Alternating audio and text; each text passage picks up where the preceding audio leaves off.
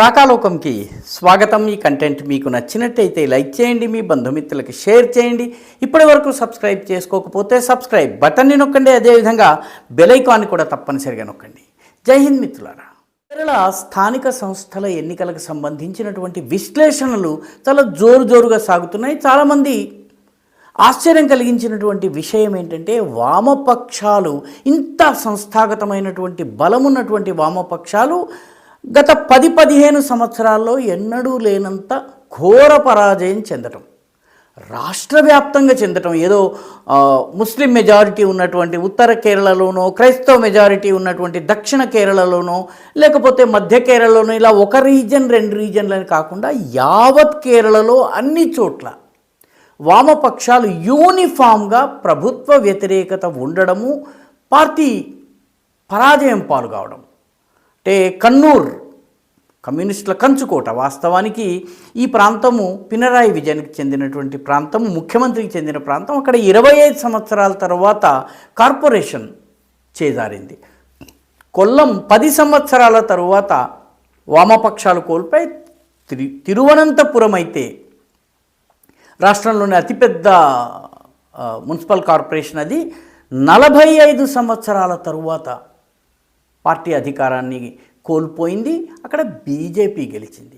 తమాషా ఏంటంటే 7 మున్సిపాలిటీలు 6 మున్సిపల్ కార్పొరేషన్లు ఉండగా అందులో వామపక్షాలు గతంలో 5 చోట్ల గెలిచాయి, కాంగ్రెస్ 1 చోట గెలిచింది. ఈసారి కమ్యూనిస్టులు కేవలం 1 చోట గెలిచారు, అది కోజిక్కోడ్లో వాళ్ళకు ఉన్నటువంటి మెజారిటీ చాలా తక్కువ. భారతీయ జనతా పార్టీ చాలా గణనీయమైనటువంటి విజయాలు సాధించింది, 14 స్థానాల్లో గెలిచిందంటే అక్కడ కూడా వాళ్ళు దెబ్బతిన్నారు. Uniform anti incumbency against the left, ఇది మొట్టమొదటి కీలకమైనటువంటి పాఠం. రెండవది, పంచాయతీ ఎన్నికల కేరళ విషయంలో పంచాయతీ ఎన్నికల్ని జాగ్రత్తగా గమనిస్తే పంచాయతీ ఎన్నికల్లో ఎవరు గెలుస్తారో వాళ్ళు అసెంబ్లీ ఎన్నికల్లో గెలుస్తారు. 2010 సమయంలో వామపక్షాలు, కాంగ్రెస్ పార్టీ గెలిచింది, తర్వాత కాంగ్రెస్ ప్రభుత్వం వచ్చింది, ఆ తర్వాత వామపక్షాలు పంచాయతీ ఎన్నికల్లో గెలిచాయి. వామపక్షాలు 10 సంవత్సరాల పాటు అధికారంలో ఉన్నాయి. కాబట్టి ఈసారి వామపక్షాలు ఘోరంగా దెబ్బతిన్నాయి, చాలా గణనీయంగా దెబ్బతిన్నాయి.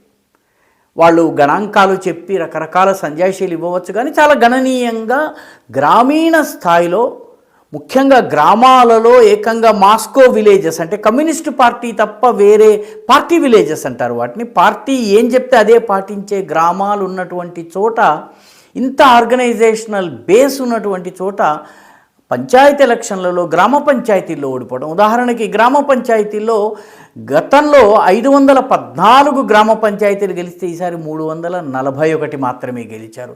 గతంలో 108 బ్లాక్ పంచాయతీలు గెలిస్తే ఈసారి 63 గెలిచారు.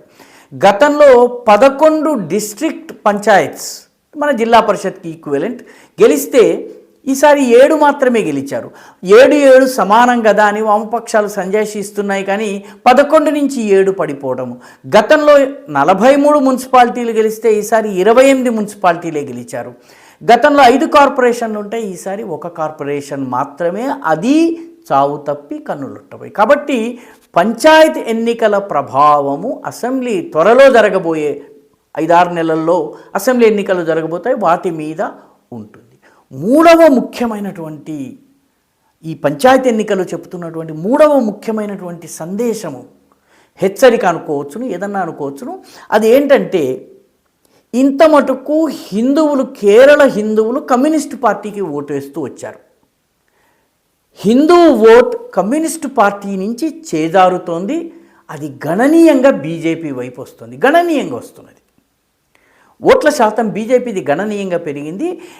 ఇంత మటుకు ముస్లిం, ఇండియన్ యూనియన్ ముస్లిం లీగ్ కావచ్చును, క్రైస్తవ గ్రూప్స్ ఉన్నాయి, కేరళ కాంగ్రెస్, జోసఫ్ మణి, ఇట్లాంటి గ్రూప్స్, వీటి సహకారంతో కాంగ్రెస్ పార్టీకి ఉన్నటువంటి పరంపరాగతమైన ఓట్ బ్యాంక్ తోటి కాంగ్రెస్ అధికారంలోకి వస్తుంది.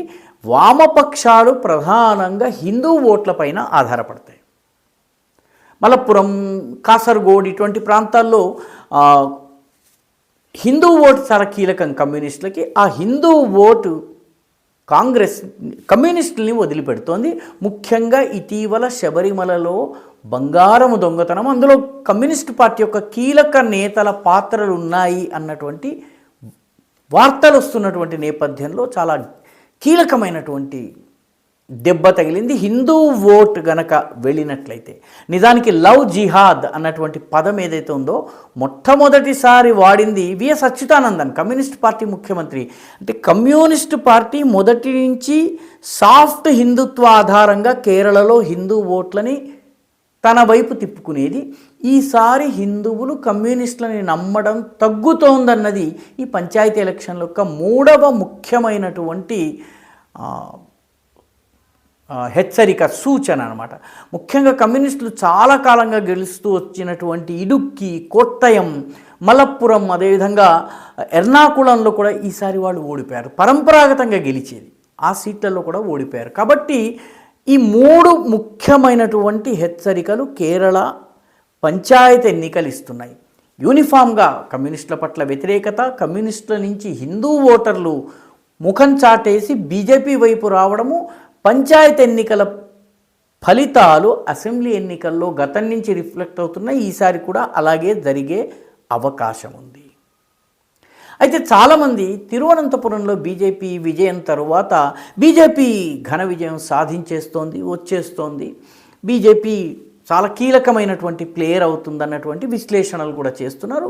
కొంత జాతీయ మీడియా కూడాను తిరువనంతపురం మున్సిపల్ కార్పొరేషన్లో బీజేపీ గెలవడము, పాలక్కాడ్, అదేవిధంగా త్రిపునిత్తుర మున్సిపాలిటీ గెలవడము, వీటిని చూపించి బీజేపీ ఓవరాల్ పర్ఫార్మెన్స్ని ఇంప్రూవ్ చేసుకుంది అన్నటువంటి వాదనిస్తున్నారు. అయితే వాస్తవానికి గణాంకాలను లోతుగా అధ్యయనం చేస్తే అసెంబ్లీ ఎన్నికల సమయంలో ఈ విజయాలు అసెంబ్లీ విజయాల రూపంలో ప్రభావం చూపుతాయా లేదా అన్న విషయంలో ఇప్పటికీ స్పష్టత లేదు. ఇది అంగీకరించి తీరాల్సినటువంటి విషయం. ఉదాహరణకి పాలక్కాడ్ మున్సిపాలిటీని వరుసగా రెండవసారి బీజేపీ గెలుచుకుంది. కానీ పోయినసారి 2020లో 28 సీట్లు గెలుచుకుంటే ఈసారి 25 సీట్లు మాత్రమే గెలుచుకుంది. అంటే 3 సీట్లు తగ్గినాయి. గతంలో ఉన్నటువంటి పూర్తి మెజారిటీ ఈసారి లేదు. గమనించాల్సిన విషయం ఏంటంటే పాలక్కాడ్ మున్సిపాలిటీ బీజేపీ చేతిలో ఉన్న పాలక్కాడ్ అసెంబ్లీ నియోజకవర్గంలో ఢిల్లీ మెట్రోకి చెందినటువంటి శ్రీధరన్ని పార్టీ అభ్యర్థిగా పెట్టిన పార్టీ ఓడిపోయింది, ఓట్లు సంపాదించుకోలేకపోయింది. ఎందుకంటే పాలక్కాడ్ చుట్టూ ఉన్నటువంటి గ్రామాల్లో ఉన్నటువంటి మైనారిటీలు బీజేపీకి ఓటు వేయరు కాబట్టి పాలక్కాడ్లో సిటీలోనే మెజారిటీ తగ్గడం ఒకటి, రెండవది అసెంబ్లీలో ఆ ఫలితము ప్రభావం చూపుతుందన్న విషయంలో ఇప్పటికీ సందేహం ఉంది. రెండవది త్రిపునిత్తుర మున్సిపాలిటీని బీజేపీ గెలుచుకుంది. బీజేపీకి ఎన్ని సీట్లు వచ్చినాయి? 21 వచ్చినాయి. కమ్యూనిస్టులకి 20 సీట్లు వచ్చినాయి. కాబట్టి అక్కడ చాలా టైట్ ఫైట్లో, ఇంతకుముందు ఏమీ లేని బీజేపీ 21 సీట్లు గెలుచుకోవడం పెద్ద విషయమైనప్పటికీ ఈ ఒక్క మున్సిపాలిటీ గెలిచినంత మాత్రాన ఆ అసెంబ్లీ నియోజకవర్గాన్ని గెలుచుకునే అవకాశాలు అంతగా లేవు. కాబట్టి పార్టీ ఇంకా పని చేయవలసిన అవసరం ఉంది. కోజికోడ్లో 14 గెలుచుకోవడం పెద్ద విజయం. తిరువనంతపురంలో గతంలో 30-31 సీట్లు ఉండేవి, ఈసారి 50 సీట్లు గెలవడము చాలా పెద్ద విజయం. ఎందుకంటే తిరువనంతపురంలో గత అనేక సార్లుగా బీజేపీ 2వ స్థానంలో ఉంటూ వచ్చింది. అసెంబ్లీ నియోజకవర్గాలు కూడా అందులోని నియమం, బీజేపీ ఇప్పటివరకు గెలిచిన ఏకైక సీటు కూడా తిరువనంతపురం చుట్టుపక్కల ప్రాంతాల్లోనే ఉంటుంది. మిగతా చోట్ల అసెంబ్లీ ఎన్నికల్ని గెలవడానికి బీజేపీ చాలా కష్టపడాల్సి ఉంటుంది. ఈ ఏరియాని టార్గెట్ చేసి పనిచేయాల్సి ఉంటుంది. ఇది గమనించాల్సిన విషయం. కాబట్టి 346 డిస్ట్రిక్ట్ పంచాయత్ వార్డులు ఎన్నికల్లో బీజేపీ ఒక్కదానిలో కూడా లీడ్ సంపాదించలేకపోయింది, ఒకటి కూడా గెలవలేదు. అంటే సంస్థాగతంగా పార్టీ ఇంకా చాలా చేయవలసి ఉంది. ఇది గమనించాల్సినటువంటి విషయం. ఇక్కడ మరొక ముఖ్యమైనటువంటి విషయం ఏంటంటే, గతంలో భారతీయ జనతా పార్టీ ఈసారి జరిగినటువంటి పంచాయతీ ఎన్నికల్లో మొత్తం 19,267 వార్డులకి పోటీ చేసింది. అత్యధిక సంఖ్యలో పోటీ చేసింది బీజేపీ. మిగతావన్నీ కూడా మిత్రపక్షాలకు ఇవ్వాల్సి వచ్చినాయి, 2 కూటములు కూడాను. అయితే ఈసారి బీజేపీ 1919 వార్డుల్లో గెలిచింది. 2020లో ఎన్ని సీట్లలో గెలిచింది? ఎన్ని వార్డుల్లో గెలిచింది? 1597 వార్డులలో గెలిచింది. అంటే కేవలము 400 కన్నా తక్కువ వార్డులనే ఈసారి కొత్తగా గెలుచుకోగలిగింది. కాబట్టి గ్రామీణ ప్రాంతాల్లో ఇంకా చేయవలసింది చాలా ఉంది. ఇది అర్థం చేసుకోవలసినటువంటి విషయం.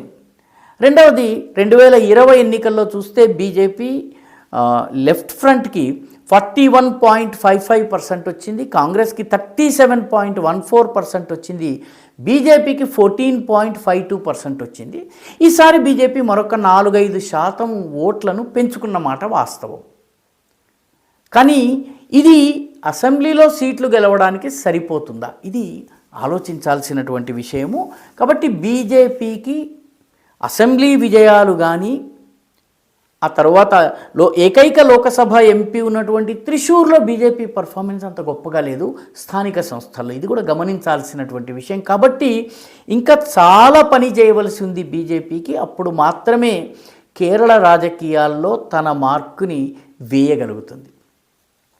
అయితే కాంగ్రెస్ పార్టీకి సంబంధించి కూడాను చాలామంది వామపక్షాల మెజారిటీ తగ్గింది కాబట్టి పూర్తిగా వామపక్షాల కథ ముగిసిపోయింది అన్నట్టుగా కూడా బాధించడానికి లేదు. ఎందుకంటే ఈ వార్డుల సంఖ్య చూసినట్టయితే కాంగ్రెస్ గెలిచినటువంటి వార్డులు 7,816, సిపిఎం గెలిచినటువంటి వార్డులు 7,454. అంటే కేవలం 400 వార్డుల డిఫరెన్స్ మాత్రమే రెండు పార్టీల మధ్య ఉంది. మిత్రపక్షాల్లో తేడా ఉంది. ఐయుఎంఎల్ ఇండియన్ యూనియన్ ముస్లిం లీగ్ 2,844 వార్డులను గెలుచుకుంది. సిపిఎం 1018 సీట్లను మాత్రమే గెలుచుకోగలిగింది. కాబట్టి మిత్రపక్షాలు బెటర్గా పర్ఫామ్ చేసి వామపక్షాలు రాబోయే 6 నెలల్లో కొద్దిగా సంస్థాగతంగా పని చేసి కొంత ప్రజలకు చేరువయ్యే పని గనక చేస్తే ఫలితాలు కొద్దిగా తారుమారయ్యేటటువంటి అవకాశం కూడా ఉంది. కాబట్టి పూర్తిగా వామపక్షాల ఖేల్ ఖతం అని చెప్పడానికి లేదు. ఇది అర్థం చేసుకోవలసిన విషయం. భారతీయ జనతా పార్టీ కూడాను 25% మించి ఓట్లు తెచ్చుకోగలిగిన నాడు మాత్రమే కేరళలో అసెంబ్లీ స్థానాలను గెలుచుకునే పరిస్థితి ఉంది. నిరాశ భారతీయ జనతా పార్టీ చెందదు. ఎందుకంటే పార్టీ అనేక సంవత్సరాలుగా ఓడిపోతున్నా అక్కడ పోటీ చేస్తూ వచ్చింది. ఈసారి తిరువనంతపురం ఎన్నికల ఫలితాలను గేమ్ చేంజర్గా చాలామంది చూస్తున్నారు. ప్రధానమంత్రి కూడా ఆ పదాన్నే ఉపయోగించారు. దానికి కారణం ఏంటంటే కేరళలో కార్యకర్తలు పడ్డ కష్టాలు. బహుశా ఏ రాజకీయ పార్టీ ఇన్ని అత్యాచారాలను ఫేస్ చేయలేదు. మాస్టర్ జయకుమార్ అనేటటువంటి బీజేపీ యువ నాయకుడిని ప్రైమరీ స్కూల్లో పాఠాలు చెప్తుంటే ఆ పాఠాలు చెప్పుతున్నటువంటి సమయంలో కమ్యూనిస్టు గూండాలు వెళ్ళి కత్తులతో నరికి, పసిపిల్లల ముందు కత్తులతో నరికి ఆయన రక్తంలో మడుగులో గిలగిలా కొట్టుకుంటూ ఉంటే వాళ్ళు వెళ్ళిపోయారు. ఈ పిల్లలకి 6 నెలలు 8 నెలల వరకు పీడకలలు వచ్చి వాళ్ళు సైకలాజికల్గా డిప్రెషన్కి గురయ్యేటటువంటి ఇంత కిరాతకంగా హత్య చేశారు. దాదాపు 500-600 మంది ఆర్ఎస్ఎస్, బీజేపీ, ఏబీవీపీ కార్యకర్తలు రక్తాన్ని చిందించి తమ ప్రాణాలను అర్పించి పార్టీ కోసం పనిచేశారు. కాబట్టి ఈ విజయాలను చూసి కార్యకర్తలు భావోద్వేగానికి గురై చాలామంది కన్నీరు పెట్టుకోవడము, దీనికి సంబంధించిన వీడియోలు మనం చూస్తున్నాము. ఒక మంచి ముందడుగైతే పడింది, కానీ ఇంకా ప్రయాణం చేయవలసిన దూరం చాలా ఉంది భారతీయ జనతా పార్టీకి. మరింత కష్టిస్తే తప్ప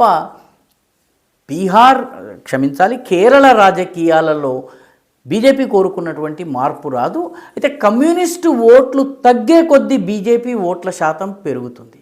దీనివల్ల తాత్కాలికంగా కాంగ్రెస్కి లాభం వచ్చినప్పటికీ లాంగ్ రన్లో ఈ హిందూ ఓటు, కమ్యూనిస్టుల చేతిలో ఉన్నటువంటి హిందూ ఓటు కనుక బీజేపీ వైపు వచ్చినట్లయితే బీజేపీ ఒక పవర్ఫుల్ ఫోర్స్గా కేరళలో ఎమర్జ్ కావచ్చు. దానికోసము సమయం పట్టవచ్చును, కానీ ఖచ్చితంగా దిశలో వెళ్తోంది. కానీ ఈసారి ఎన్నికల్ని మాత్రం ఈ ఫలితాల్ని చూసి తిరువనంతపురం, కోజికోడ్ వంటి, త్రిపునిత్తుర లేకపోతే పాలక్కాడ్ వంటి చూసి ఒక్కసారిగా మనము చాలా ఏదో వచ్చే ఎన్నికలు ఏదో జరుగుతుందని కనుక భావిస్తే అది సహేతుకమైన అంచనా కాదేమోననిపిస్తుంది. ఈ వీడియో మీకు నచ్చినట్టయితే లైక్ చేయండి, షేర్ చేయండి, ఈ ఛానల్కు సబ్స్క్రైబ్ చేయండి. మీ అభిప్రాయాన్ని కమెంట్ల రూపంలో తప్పనిసరిగా పంపించండి.